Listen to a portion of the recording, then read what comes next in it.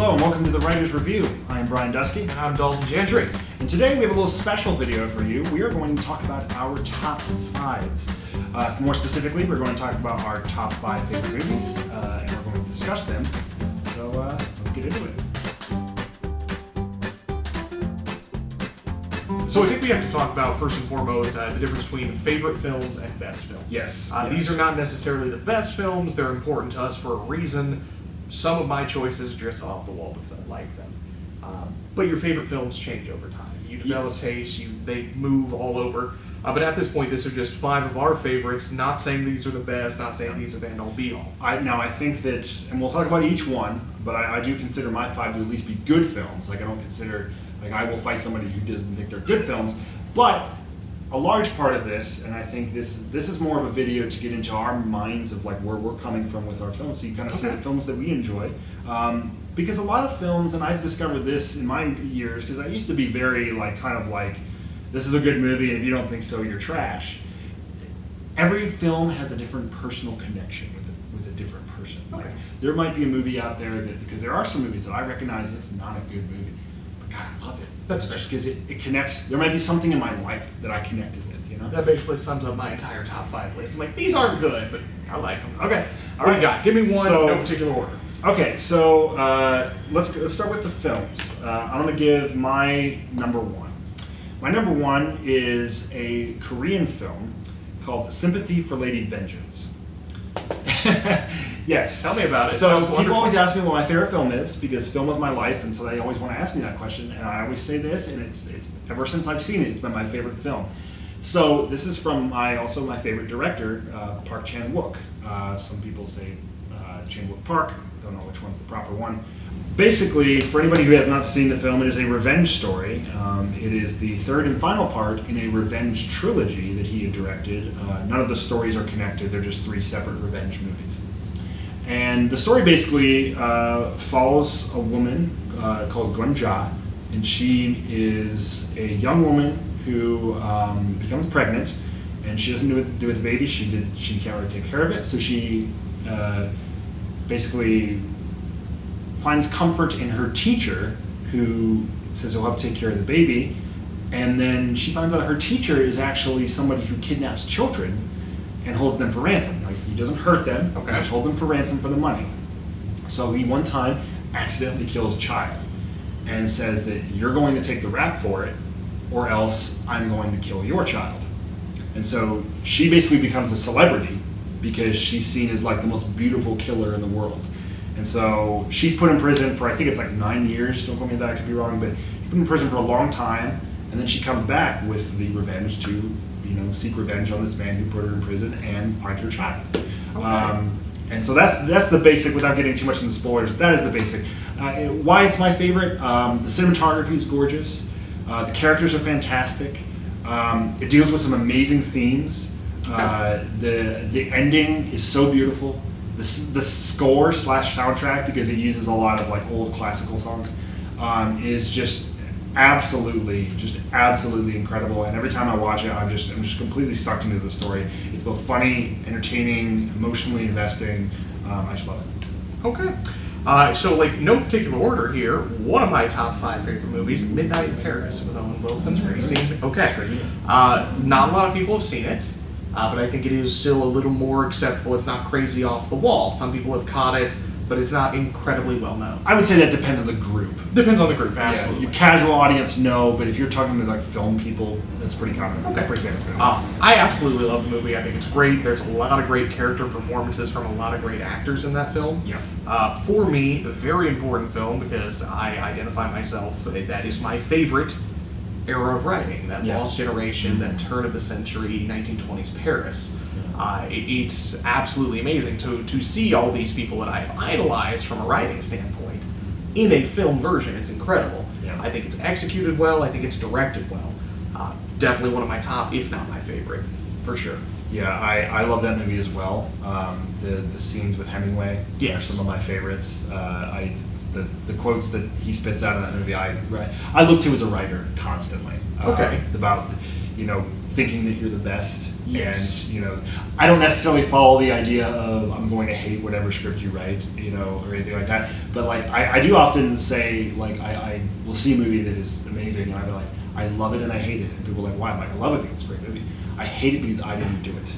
But you have such minor characters in there as well. Adrian Brody playing Salvador Dali for one scene, owning the entire film. Yeah. It's wonderful. I love it. I would highly suggest it. Interesting casting choice with Owen Wilson. He doesn't do bad. He doesn't do bad. Like, I'm not criticizing it. It's just there's other routes I would have went. That wouldn't be my first choice, but it worked. I think it worked. I think it was successful. Okay, so I'm going to go to my second one, which is going to be True Romance, which is 1992, I want to say. Script was written by Quentin Tarantino, not directed by him. It was one of the scripts that he sold before he made Reservoir Dogs. I think if you really want to get a notion into my personality, you watch this movie.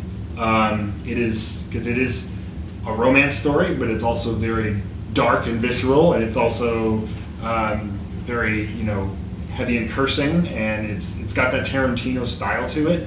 It's got some very memorable scenes, very memorable lines. The characters are fantastic. There's a lot of scenes where I relate to the main character, but I also relate to like other characters. And there's so many small characters in this movie that totally stand out. Like Brad Pitt is in this movie before he got big, and he plays a stoner who is legit. He's basically like the pothead roommate who does nothing, and he has all of his lines are just a few words, but he kills it. And there's a lot of great scenes. Christopher Walken is in this movie. He's only in one scene, but it's arguably the most famous scene in the movie.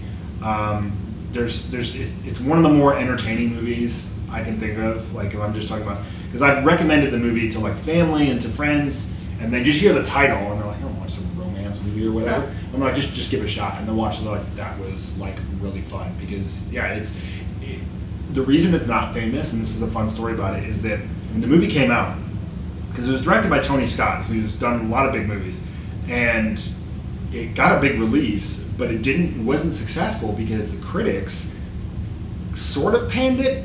They didn't pan it from being bad. Mm-hmm. They said it's a good movie. They're like, just beware, it's really, really, really violent. And so people didn't go see it because they didn't, at the time, weren't even really accepting of violence in film, which is still kind of a taboo thing. So a lot of people did, and it was kind of funny because there's a scene with Patricia Arquette, who's fantastic in it, and she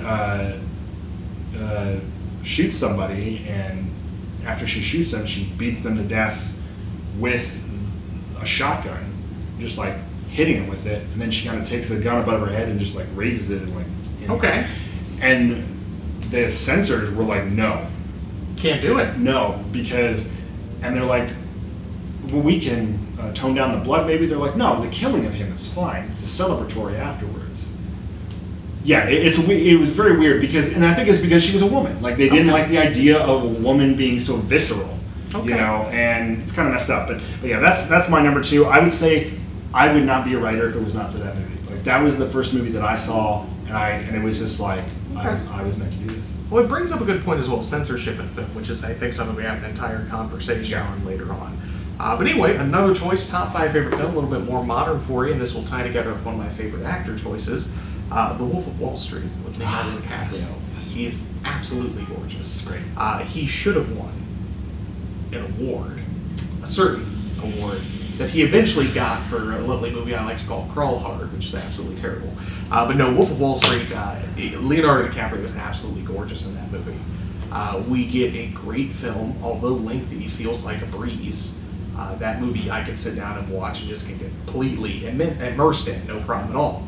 You also have Jonah Hill really stepping up his chops in that one majorly, getting away from all these stereotypical characters he's played in the past and really flexing some acting ability for, if I understand correctly, like little to no pay. Do you know that story? I think it was a SAG minimum. Yeah. Because he just wanted to be in the film. Yeah, he campaigned for it. I think he got like DiCaprio to like talk to Scorsese, and he was like, I need to be in this movie, I need to be in this movie, I need to be in this movie. And yeah, because he was a risk at the time. Yeah. Because he was the stereotypical comedy guy. Like, he was like Seth Rogen Jr. He killed it though. Yeah, no, he's fantastic in it. He's utterly fantastic in it. The editing in that movie is amazing. It's one of the best examples of just that quick, fast editing. It is. It is very Scorsese's fast. known for, and you know, I love that picture. It was a great film, absolutely. I suggest it to people all the time, even people who aren't really big into movies. Yeah. I find really get behind that movie and really enjoy it. Yeah. I think Leonardo DiCaprio killed in that movie Oh, he's fantastic. and deserved every possible award he could get, That's- even if we had to wait until The Revenant, but that's fine. I was gonna say that's a debate for another day. Fair enough. Fair enough. But yeah, I definitely agree. Maybe something That's else. a great movie. So yes, my next one is one that's more controversial nowadays, but is American Beauty. Okay. I think that it is an absolutely gorgeous movie. I think it still communicates ideas that are very important to today, as far as like what is happiness and what is, you know, what does it mean to be happy in life. Okay. It's the old debate about having things versus having satisfaction in your life. And I think it's so well paced. I think the script is fantastic and the characters are fantastic. I think it's one of the more well acted movies ever. And yeah, I just like I watch. I sit down and I'll go years without watching it because it's a movie I forget how good it is sometimes. And I'll sit down and I'll watch it and I'll become so invested in it, and I'm just like, this is like one of the best movies ever. Like it just like blows my mind how good it is. So there's not really like much I can get into, but yeah, I think that across the board, it's just an amazing movie. The big controversy from that coming, of course, from the Kevin Spacey Yeah. issue. Sure. One of my, I call them rainy day films, like the days where you call into work, you don't feel the grace, you gotta lay on the couch and watch movies, is K-Pax. You ever seen K-Pax with Spacey? Yeah. I love K-Pax. Yeah. I think it's a good movie. Right. I don't think you should take away the quality from a movie just based on an actor's choices. No. It's still a great performance. Yeah, and it. I think that the great thing about that movie too is that the characters, all the characters, Yeah. are so flawed. Okay. They're not. No character in that movie is just great. They're all incredibly flawed, and that's what makes it so good, in my opinion. Is that you can get attached to characters, but like a lot of people, I think in modern days, like sometimes they criticize certain characters in movies because they make bad decisions, and I was like, it makes it more relatable to me. Okay. Because I mean, not that I've ever done anything as bad as Kevin Spacey, but like, yeah, and really his character in that movie, like he does some questionable things too. Now I think he's automatically redeemed by the end of the film, but yeah, I'm not gonna. I don't fall into that trap to where I just like, oh, he's done some terrible things, so I'm gonna completely get rid of his past. Now, going forward, if he's doing movies, I think that's a different conversation to have. If you're going forward, you're supporting him financially now. Yeah. So that I understand, but to just say all of his movies that he did in the past were complete and utter trash because of this, I don't agree with that. But to people who do, that's fine. You don't have to like movies, certain movies for certain reasons, and that's fine. But I also, it doesn't bother me. Speaking of flawed characters, I give you number 3, Rounders, with Matt Damon and Edward Norton. I was just thinking about that movie this morning. I absolutely love Rounders. I can never watch it because if I sit down and watch Rounders, I will end up in a casino before the night's out. There is no question about it. I have literally tried to plan Vegas trips around. I woke up and watched Rounders. I'm like, if you go tonight, it's fine. But you get some great performances from Matt Damon. Great performance from Edward Norton, who I believe is a bit of an unsung hero in the film industry.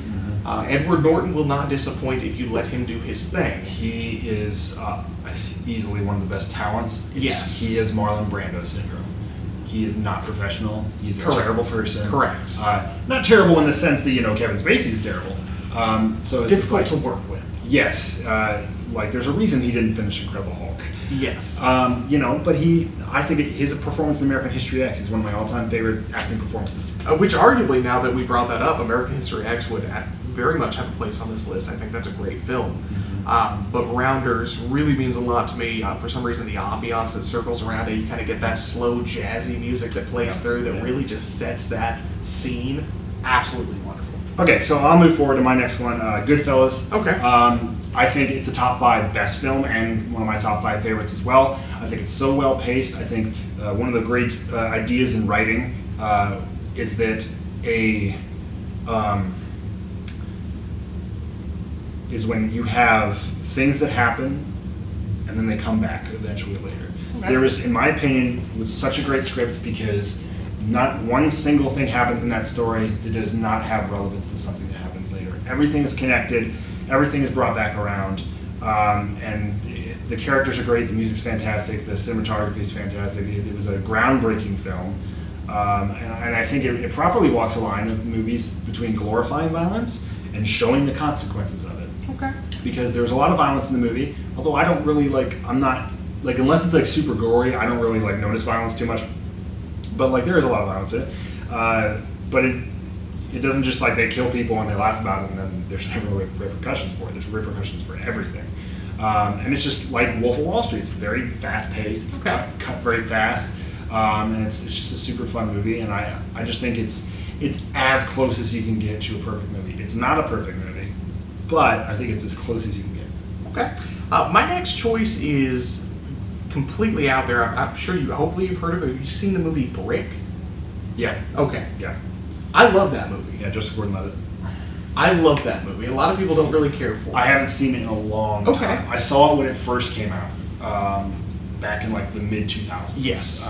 But I haven't seen it since. I was probably about the time I shortly watched it. I'd say it was on DVD at the point that I actually watched it. I didn't see it in theaters. Well, that's what I meant. I came in I saw it soon right after it came on DVD.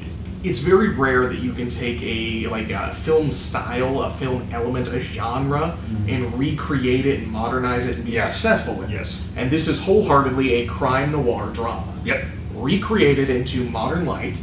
The cinematography is absolutely wonderful. There are a lot of really great jarring shots that you just immediately get hit with, and they just stick from a very fast-paced environment.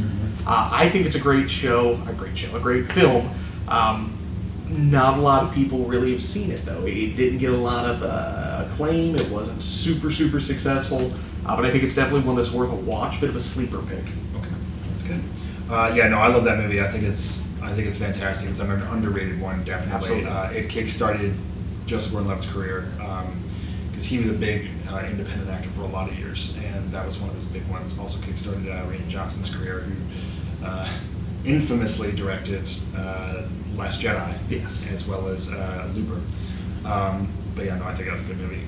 Okay, so so I'm going to move on to my last one. And okay, so here's the thing. I'm going to put an asterisk next to this one. Okay. And it's because I've only seen it once, but I loved it so much when I saw it, I said that's in my top 5. But I'm putting it at 5 because I need to watch it again, and I plan on watching it sometime next month again because I saw it was on HBO now. And that's A Star Is Born. I saw this movie, and it was one of those moments where it's when I see the movie, I remember the first time I saw it. I will always remember the first time I saw that movie. I was on the verge of tears. I was so affected, and it wasn't just the story. It was what the film meant to me. I watched that movie, and I can see the passion put behind the project. Okay. And it just gave me hope that not every movie is just some cookie cutter thing to sell movies. It was just I was watching it, and I was I totally got that Bradley Cooper gave a damn about directing the movie. I got this feeling that Lady Gaga gave a damn about her performance. It was just this amazing feeling, and I was so invested in the characters so much, and the film just had this energy about it. And I think that's a lot of things that we underestimate when it comes to films is the energy you put behind your movies. I think that Wolf of Wall Street has a great energy to it. I think that this had an amazing energy to it, and it was this idea. So we run into the issue with movies about drug addicts a lot, or people who are depressed, and often it's it's either someone saves them, or everyone turns their back on them, or there's always that one person who's always by their side in kind of a cliche way. I thought they approached it the best way, and that's what I loved.